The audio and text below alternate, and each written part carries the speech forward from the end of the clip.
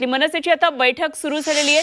शिवतीर्थवर मनसेची ही बैठक आयोजित करण्यात आली आहे आणि राज ठाकरे या बैठकीत मार्गदर्शन करतात। मनसे पदाधिकारी आणि नेते या बैठकीला आता उपस्थित आहेत। विधानसभेतल्या पराभवानंतर मनसेची आता ही पहिली बैठक आहे, त्यामुळे या बैठकीमध्ये काय नेमकं मंथन केलं जातंय हे बघणं महत्त्वाचं ठरणार आहे। मनोज कुलकर्णी आमचे प्रतिनिधी या घडामोडीवर लक्ष ठेवून आहेत। थेट जाऊया मनोजकडे। मनोज, मनसेची ही बैठक आहे, खरं तर भोपळाही फोडता आला नाही या निवडणुकीमध्ये, त्यामुळे आता काय नेमकं मंथन या बैठकीमध्ये होतंय बघावं लागणार आहे। काय नेमके मुद्दे असतील?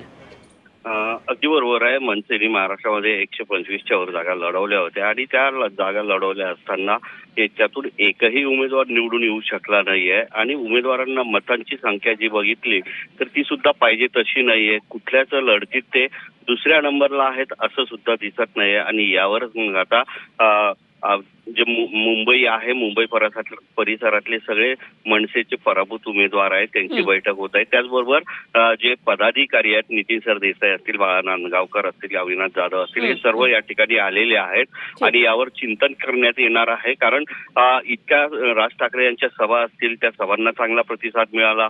उमेदवारांनी ज्या रॅलीज काढल्या, प्रचार रॅल्या काढल्या, त्यात सुद्धा चांगला एकंदरीतच मनोज, सभांना भरभरून प्रतिसाद मिळत असताना सुद्धा त्याचं मतांमध्ये रूपांतर का नाही झालं, हा खरं तर एक चर्चेचा विषय। धन्यवाद दिलेल्या माहितीसाठी मनोज। जरूर अपडेट्स आपल्याकडून जाणून घेत राहू।